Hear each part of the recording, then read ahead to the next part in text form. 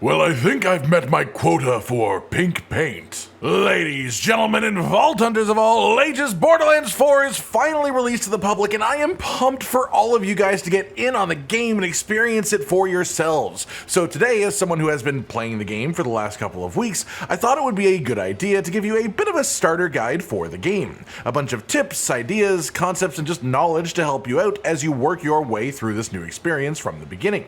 And this will range from stuff that is more focused towards players who have never really played a Borderlands game in the past, to things that are fully new for Borderlands 4.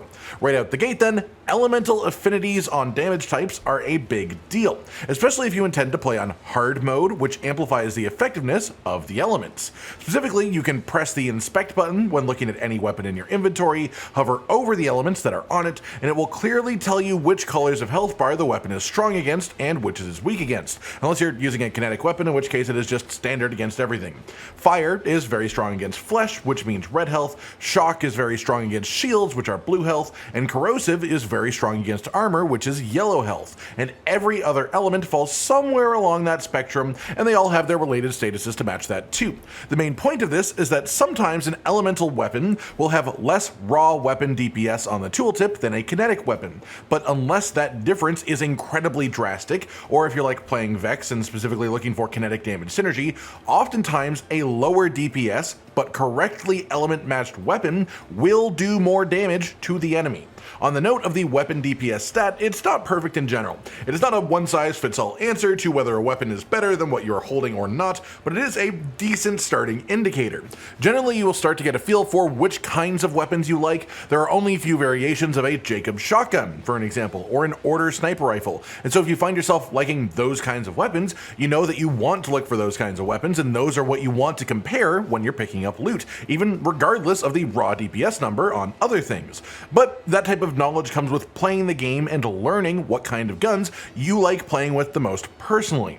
Past that, I want to go over quickly how each item slot works outside of the weapons, which are a little bit more obvious. First here is the rep kit. This is a healing kit that you can use actively. It has a cooldown between uses, and they each have their own modifiers just like other equipment. They can have manufacturer effects on them as well.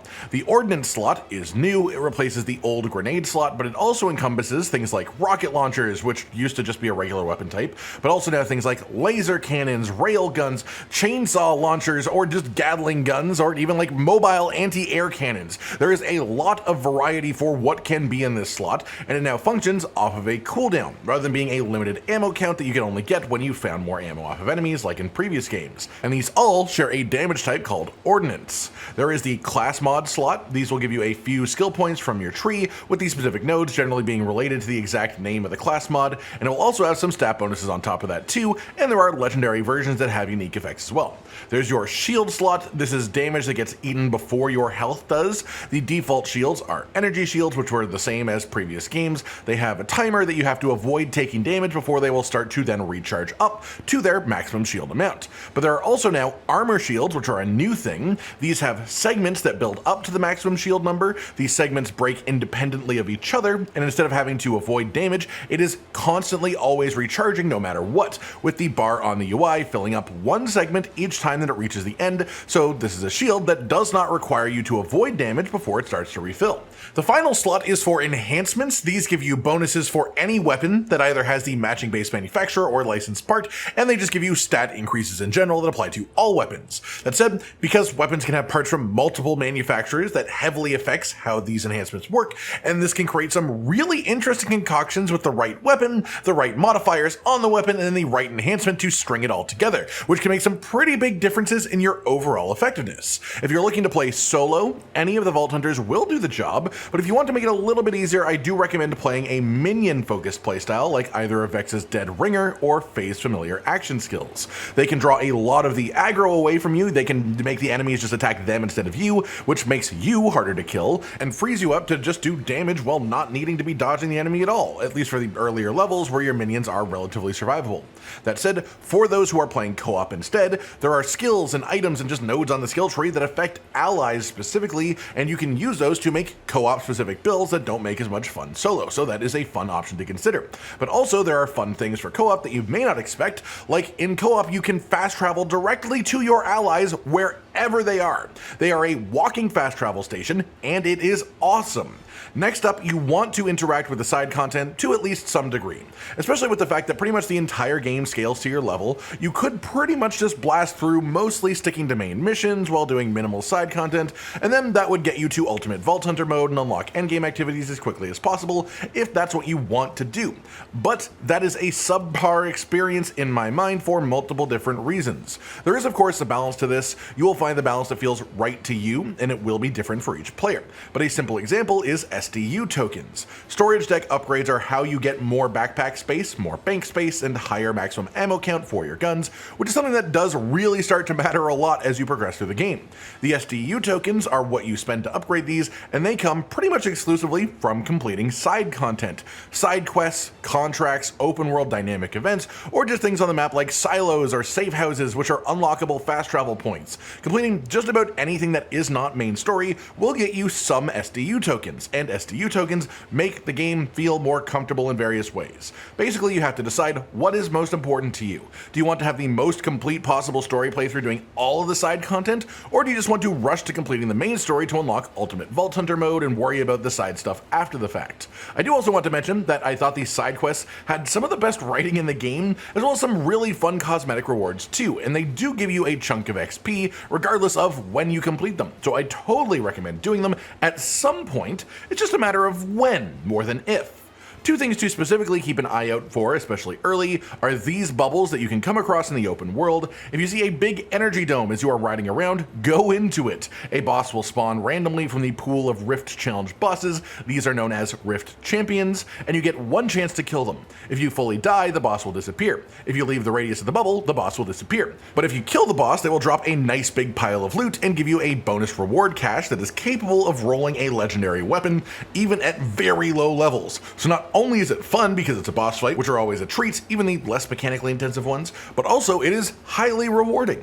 As far as something a little bit more stagnant, always look at your map and check back to areas that you've already wandered through. A big source of early loot and power are these big hidden supply caches. When you pass by one of these without actually seeing it yourself, without opening it, it will actually be marked on your map, so you know to go back to that area and look around. When you open these up, it will just eject a ton of weapons. Sometimes you'll get lucky and get like 5 purples out of nowhere. Sometimes you'll get a little bit less lucky. But the main point here is to make sure that you look back at your map, even at areas you have already been through and completed. Moving on, just a couple quick settings that I think every player should know about. Under accessibility in the gameplay tab, there's grapple view tilt, and this is on by default. It forces your camera to move down a little bit whenever you use the grappling option, and I found that quite disorienting when I was using it, but this setting lets you turn it off nice and easy.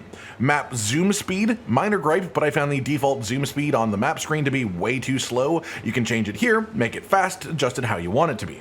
You can also adjust camera head bob and screen shake intensity if you don't like those effects. Then a couple more under the gameplay section 2. Echo location path visibility duration affects how long the little waypoint path stays on your screen when you ping on your Echo 4. I don't think short or long is necessarily better than the other, but you can change the duration here if you want, and I thought that was good to know. As well, a very important one to know about this is toggle radar display. By default, the game does not have a radar or minimap of any kind like previous Borderlands games did, just the compass on the top of the screen displaying enemy markers as you spin. This setting can turn on the radar, which gives you a better concept of where enemies are at around you. It's not quite as much detail as the typical Borderlands minimap gives you, but it's more than the compass at the cost of being further away from the center of your screen. So it's entirely personal choice which you prefer, but I want you to know it's a choice that you can make. Next up, I want to talk about some thresholds for those that are wondering. This could be considered spoilery, which is why I saved it for last, but I want to mention what level you will unlock various equipment slots and mechanics for those who are wondering, so leave off the video now if you want to find out for yourself when you play. Otherwise, for the enhancement slot, which is the weapon manufacturer part specific bonuses, this will unlock at level 15, and that is when those items can also start to drop. For the class mod slot, it will unlock at level 20, and that's when class mods will start to drop too. Then the final threshold is for firmware, which are the new mechanic in Borderlands 4 that is essentially set bonuses, bonus effects on gear that get more powerful if you have multiple pieces of the gear with the same bonus. They can only spawn on the non-weapon slots, and these will start to appear on equipment dropped at level 25 5 or above. That pretty much does it for today, and everyone. A nice little collection of starter tips and tricks and just things to know about for Borderlands 4 to hopefully make your journey more enjoyable and more comfortable. I hope you all enjoyed this, and I hope it makes your journey a little bit better. Like if you liked the video, subscribe to the notification bell for more, and most importantly, ladies and gentlemen, until next time, I'm the conductor of the poop train! Josh, Cotton, and Hollow with the videos, dropping the humor like a hammer on your tippy toes, bringing entertainment on a daily arrangement to take our insanity and turn it into entertainment. Yes, I said entertainment twice, to reiterate that it is nice to look into your faces on a mostly daily basis when you let us in your homes to make the whole world a stage. Goodbye.